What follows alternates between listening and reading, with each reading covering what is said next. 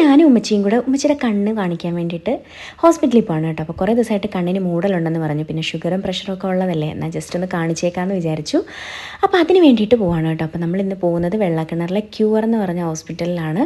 നമുക്ക് തൊട്ടടുത്ത് തന്നെയാണ് കേട്ടോ. പിന്നെ എന്തിനാ വെറുതെ ദൂരെയൊക്കെ പോയി കഷ്ടപ്പെടുന്നത്. അപ്പോൾ നമ്മൾ നേരെ അങ്ങോട്ടേക്ക് എത്തി. പാപ്പായും മക്കളെയൊക്കെ വീട്ടിൽ നിർത്തിയിട്ടാണ് കേട്ടോ വന്നത്. അതാകുമ്പം പിന്നെ പെട്ടെന്ന് പരിപാടിയും തീർത്ത് നേരെ വീട്ടിലോട്ട് പോകാമല്ലോ. അപ്പോൾ നമ്മൾ ഹോസ്പിറ്റലിൽ എത്തി അകത്തോട്ട് കയറി ചെന്നപ്പം അത്യാവശ്യം നല്ല തിരക്കുണ്ടായിരുന്നു കേട്ടോ. അങ്ങനെ പിന്നെ ആദ്യമായിട്ട് ചെല്ലുന്നതുകൊണ്ട് അവിടെ രജിസ്ട്രേഷൻ ഫോമൊക്കെ ഫില്ല് ചെയ്ത് കൊടുക്കണമായിരുന്നു. ഞാൻ പിന്നെ പെട്ടെന്ന് തന്നെ അതെല്ലാം ഒന്ന് ഫില്ല് ചെയ്ത് കൊടുത്തു.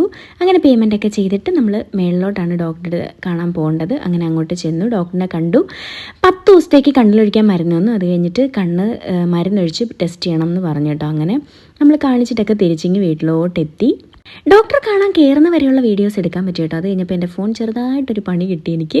അപ്പോൾ അതുകൊണ്ട് എടുത്തില്ല. പിന്നെ ഞാൻ നേരെ വീട്ടിലോട്ട് വന്നു. വീട്ടിൽ വന്നപ്പോൾ ഭയങ്കര വിശപ്പ്. പിന്നെ ഞാൻ 2 ഡേറ്റ്സ് എടുത്ത് കഴിച്ചു കേട്ടോ. നമുക്ക് എല്ലാ സാധനങ്ങളും ഒന്നും ഈ ഡയറ്റ് എടുക്കുന്നതുകൊണ്ട് ഇപ്പോൾ കഴിക്കാൻ പറ്റാത്തത് വലിയൊരു ബുദ്ധിമുട്ടാണ് ഇപ്പോൾ എനിക്ക്.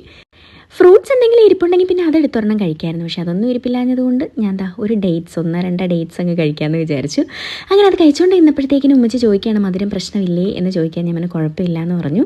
കണ്ണ് കാണിച്ചിട്ട് തിരിച്ചു വരുന്ന വഴി ഉമ്മച്ചിയുടെ ഒരു നൈറ്റി മാറാനുണ്ടായിരുന്നു. അപ്പോൾ SM-ൽ ഒന്ന് കയറിയ വഴിക്ക് ഞാനും എടുത്തതാ ഒരു ഡ്രസ്സല്ല വീട്ടിലിടുന്നതാണ് കേട്ടോ. ലോങ് ടീഷർട്ടാണ് കേട്ടോ. പക്ഷേ അത്യാവശ്യം ലെങ്ത് ഉണ്ട് ഞാൻ നോക്കിയിട്ട്. അപ്പം ഞാൻ എന്തായാലും വന്നുണ്ടെങ്കിൽ തന്നെ അതൊന്ന് ഇട്ട് നോക്കാമെന്ന് വിചാരിച്ചു കേട്ടോ. എനിക്കാണ് ഇങ്ങനത്തെ സാധനങ്ങളൊക്കെ കിട്ടിക്കഴിഞ്ഞാൽ പെട്ടെന്ന് തന്നെ ഇട്ട് നോക്കണം എന്നുള്ള ആഗ്രഹമുള്ള ആളാണ്.